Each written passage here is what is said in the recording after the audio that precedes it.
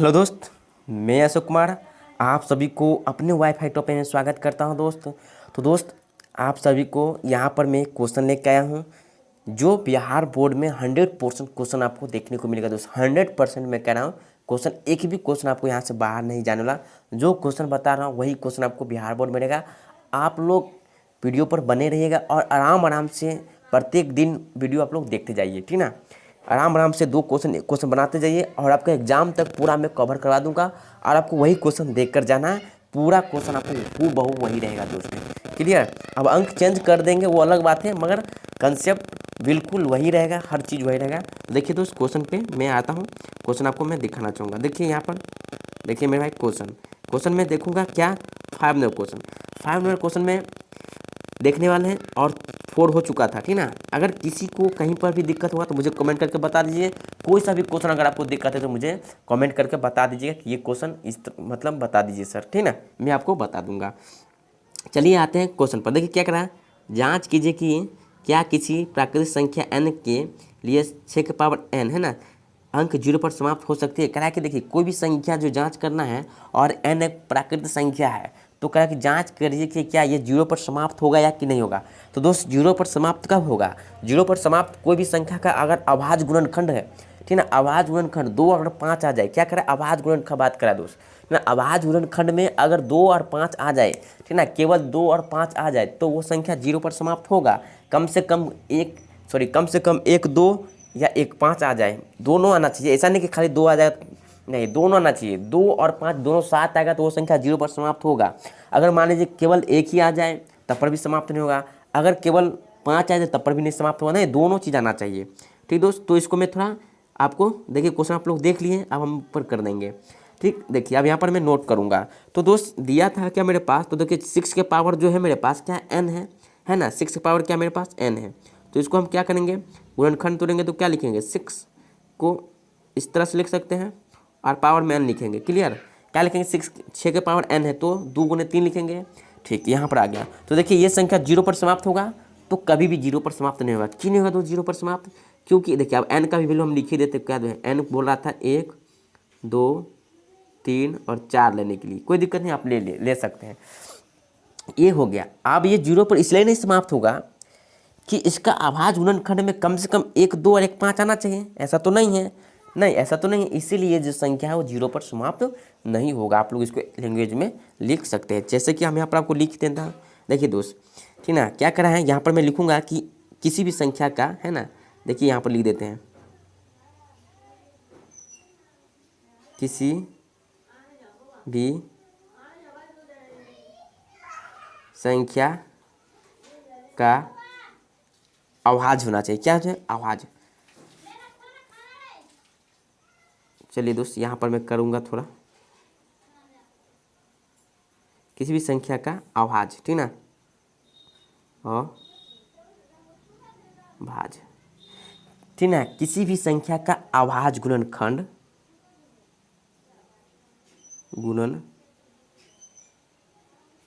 गुणनखंड में, है ना, कम से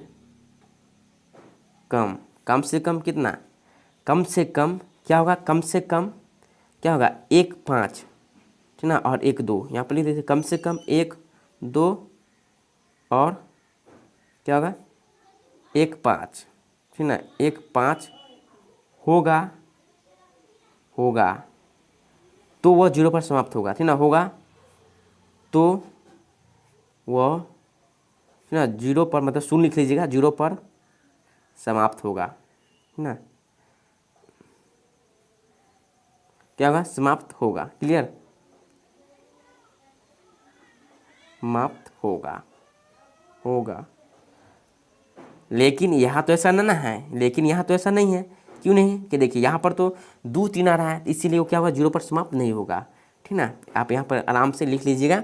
लेकिन यहाँ जो है, ठीक ना, क्या 6 के जो गुणनखंड करेंगे तो क्या हो रहा, 5 नहीं आ रहा है, ठीक ना, इसीलिए वो क्या होगा, 0 पर समाप्त नहीं होगा। समझ में आ गया ना, आप यहाँ पर लिख सकते हैं, ठीक ना। लेकिन ना, यहाँ क्या होगा, यहाँ जो है 6 के पावर n है ना, 6 के पावर n के जो अभाज्य गुणनखंड है ना,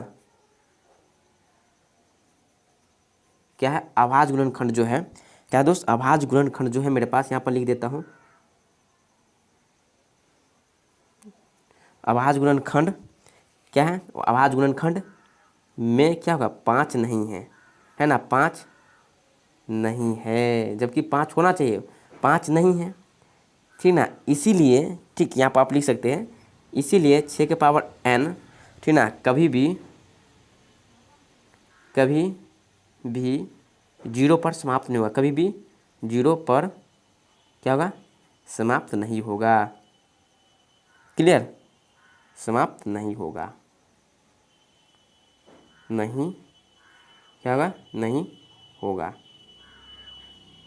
ठीक दोस्त, एक आपको होमवर्क दे रहा हूँ, आप मुझे बताइएगा कि इसका आंसर क्या आने वाला था। दोस्त उम्मीद करता हूँ कि ये आपको समझ में आ गया होगा। आप लोग इसमें अपने मन से भी आप लैंग्वेज बना के लिख सकते हैं। क्लियर, चलिए मैं एक स्क्रीन पर दिखाना चाहूँगा आपको। देखिए दोस्त, पूरा जो है एक ही स्क्रीन पर दिख रहा है ना, दिख रहा है ना पूरा, देखिए दोस्त, एक ही स्क्रीन पर में आप लोग उसको आराम से नोट कर सकते हैं, ठीक ना। शॉर्ट स्क्रीन ले सकते हैं और आप लोग क्वेश्चन को बना सकते हैं। क्लियर, इसमें किसी को दिक्कत नहीं होनी चाहिए कहीं पर भी। अब एक क्वेश्चन में दे रहा हूँ, होमवर्क आपको बनाना है दोस्त। देखिए ये क्वेश्चन को आपको सॉल्व करना है। क्लियर, इस क्वेश्चन को आपको सॉल्व करना है, कर लीजिएगा। देखिए मैं यहाँ पर थोड़ा एक बार कर देता हूँ। देखिए क्या क्या इस क्वेश्चन को आप लोग सॉल्व करने क्या करा कि व्याख्या कीजिए 7, 11, 13 + 13 और 7 है ना, क्या है, 7, 6, 5, 4, 3, 2, 1 + 5 अभाज्य संख्या है, आखिर क्यों है। तो दोस्त हम अभाज्य संख्या को बढ़िया से थ्योरी में बता दिया हूँ, आप लोग देख लीजिएगा। थ्योरी वाला वीडियो नहीं देखे तो अभाज्य संख्या क्या है कि सबको गुना कर लीजिए, इसको गुना करके जोड़िए, इसको गुना करके जोड़िए और उसको चेक करना है कि ये अभाज्य संख्या है, आखिर क्यों है। तो दोस्त अभाज्य संख्या क्यों होता है, आपको पता है कि वैसा संख्या जो संख्या है उसी से और एक के अलावा अगर किसी से कट रहा है, मान लीजिए जैसे कि 4 है तो 4 में क्या है, जैसे कि मान लीजिए 4 में एक एग्जाम्पल आपको लेना चाहूँगा। मान लीजिए दोस्त मैं यहाँ पर लेता हूँ 4, ठीक है, जैसे कि हम यहाँ ले लिया 4, तो 4 लूँगा तो 4 में क्या है, 4 जो है 4 से भी कट रहा है, ठीक ना, इसके अलावा भी कटेगा 2, है ना, तो 2 से कट गया ना, तो वही है 2 से कट रहा है, मतलब जो संख्या है उससे और अपने से तो कटेगा ही, अगर उसके अलावा किसी संख्या से कट रहा है तो उसी को हम लोग कहते हैं भाज्य संख्या, ठीक ना। तो ये भाज्य संख्या है, आप लोग चेक कर लीजिएगा दोस्त, ठीक ना। ये आप लोग बना सकते हैं, कोई दिक्कत नहीं है। अब सबको जोड़ लीजिएगा और जोड़ने के बाद देख लीजिएगा कि ये जो है विभाजित है या ना है किसी संख्या से, ठीक ना। अगर मान लीजिए इसके अलावा किसी दूसरी संख्या से अगर विभाजित हो रहा है, जैसे कि 2 से विभाजित हो जाए संख्या, ठीक ना, 2 से अगर विभाजित हो जाए वो संख्या तो हम उसको बोलेंगे अभाज्य संख्या। जैसे कि 5 से हो जाए विभाजित, अगर 2 5 से हो जाए विभाजित तो हम उसको क्या बोलेंगे, वो जो संख्या भाज्य संख्या है, क्या होगा दोस्त, भाज्य संख्या होगा। तो दोस्त मुझे कमेंट करके बताइए कि ये वीडियो आपको कैसा लगा दोस्त। अगर आपको अच्छा लगा तो मुझे ज़रूर बताइएगा। जैसे कि मैं एक एग्जांपल और मैं आपको देता हूँ।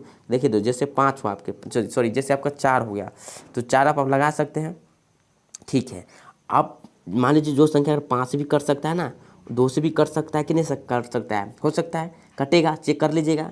कहे कि अगर कोई संख्या जो संख्या है उसके अलावा कट रहा है तो वो मेरा क्या होगा, क्या हो जाएगा। जैसे कि 20 है दोस्त, तो 20 क्या भाज्य संख्या है, क्योंकि 20 से भी कट रहा है, 2 से भी कट रहा है और 1 से भी कट रहा है, 4 से भी कट रहा है, तो उस संख्या क्या होगा, भाज्य संख्या होगा। क्लियर दोस्त, तो आज के लिए दोस्त में इतना ही काफ़ी है। तो जय हिंद दोस्त, थैंक यू।